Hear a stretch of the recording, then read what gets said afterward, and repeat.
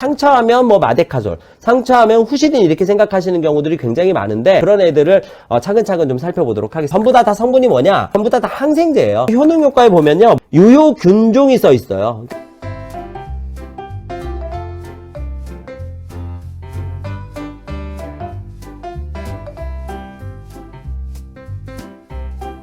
자, 상처 외용제가 이제 그런데 많이 선전에 나오잖아요. 그래서 상처하면 뭐 마데카솔, 상처하면 후시딘 이렇게 생각하시는 경우들이 굉장히 많은데 그런 애들은 도대체 뭘까요? 이제 그런 애들을 차근차근 좀 살펴보도록 하겠습니다. 자, 여기 보시면 이게 이제 다 상처 치료제라고 나와 있는 것들이에요. 여러분들 너무 잘 알고 계시는 뭐 마데카솔, 그 다음에 후시딘 종류가 여러 가지예요. 그리고 이건 에스로반이라 그래서 요즘에 그 무피로신 성분인데 많이 찾아요. 요즘에 또 어머님들이. 요거는 이제 티로틸신이라 그래서 요거는 티로서계라고 같은 겁니다. 이것도 많이 찾고요.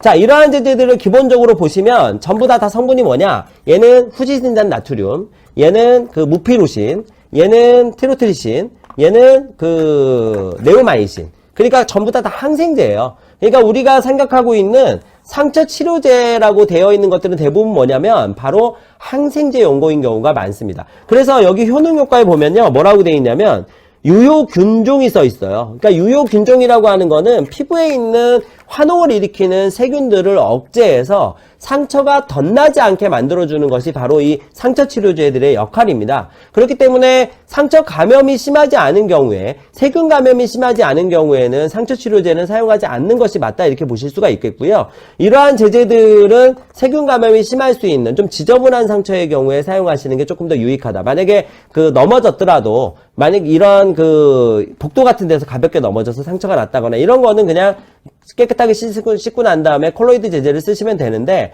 만약에 운동장 같은 데 넘어졌다라든지 피부 상태가 굉장히 좀 지저분한 상태에서 쓴다든지 이런 경우에는 이렇게 항생제 용고를 사용하시면 되겠습니다. 그런데 항생제 제제가 연고 형태가 있고 그 다음에 겔 형태가 있고 그 다음에 크림 형태가 있어요. 이게 이제 상처 부위에 따라 좀 다르거든요. 이런 애들은 바르고 난 다음에 반드시 위에다가 덮어주는 밴데이지를 해주셔야 되는데 각 제형에 따라서 사용하는 게 사실 좀 다릅니다. 만약에 환부에 진물이 많이 난다, 진물이 좀 많다고 하면은 겔이나 크림을 사용하셔야 돼요. 왜냐하면 연고 형태를 사용하게 되면 진물이 퍼져나가는 거를 막질 못해서 그 안쪽에 완전히 짓무를 수가 있어요. 그래서 연고는 짓무르게 할 수 있기 때문에 연고의 형태는 일반적으로 짓물이 좀 적은 형태, 이러한 형태에 사용하는 제형이라고 보시면 되고 크림이라든지 겔의 형태가 짓물이 좀 많은 형태에 사용하는 제형이다. 그래서 이러한 제형에 따라서 상처 부위에 따라 제형을 좀 달리 해주셔야 된다는 걸 좀 기억해 주시면 도움이 될 수가 있습니다. 그러면 어떤 게 가장 좋으냐 이렇게 좀 물어보실 수가 있어요. 항생제가 이것도 항생제고 이것도 항생제고 이것도 항생제고 이것도 항생제인데 뭐가 제일 좋으냐 이렇게 물어보실 수 있잖아요. 그거는 사실 다릅니다. 누가 어떤 것이 가장 좋다라고 하는 것은 사실 알 수가 없고요. 사실 세균 감염만 막으면 되기 때문에 어떠한 항생제든지 간에 1차 감염, 2차 감염을 막는 용도로는 다들 사용할 수 있다 이렇게 좀 보시면 될 것 같아요. 그래서 어떤 게 가장 좋은 게 아니니까 한 가지 항생제 용고를 가지고 계시면 그걸 그냥 1차적인 감염성 상처에도 다 사용할 수 있다. 단 제형을 달리 쓰시는 것에 좀 집중하시면 된다라는 점을 말씀드리고 싶습니다. 자, 마데카솔은 우리가 안전상비의약품, 제가 굉장히 싫어하는 말인데 안전상비의약품, 뭐든지 안전할 수 없거든요. 의약품이. 안전상비의약품에 마데카솔이 있어요. 마데카솔. 거기에 있는 마데카솔은 항생제가 없는 마데카솔입니다. 그럼 뭐만 들어있냐면 센텔라라고 하는 성분만 들어있어요. 그거는 어떤 거냐면 상처가 회복되는데 도와주는 성분이 정도라고 생각하시면 됩니다. 즉 항생제가 들어있지 않은 연고이기 때문에 2차 감염을 막을 수 있는 이러한 마데카솔이라든지 이런 거랑은 다른 것이다 이렇게 좀 생각을 해주시고 그냥 상처가 좀 더 빨리 회복될 수 있도록 도와주는 정도의 용도로만 사용한다 보시면 됩니다. 이거는 복합 마데카솔인데요. 마데카솔은 복합 마데카솔, 마데카솔 케어, 그 다음에 마데카솔이 있어요. 이 복합 마데카솔은 항생제와 센탈라라는 성분과 스테로이드제가 같이 들어있는 거. 마데카솔은 센탈라만 들어있는 거. 마데카솔 케어는 스테로이드가 논란이 많이 됐었기 때문에 스테로이드만 빠진 거. 어떤 게 더 좋다 이런 거는 사실 개념은 크게 있지는 않고요.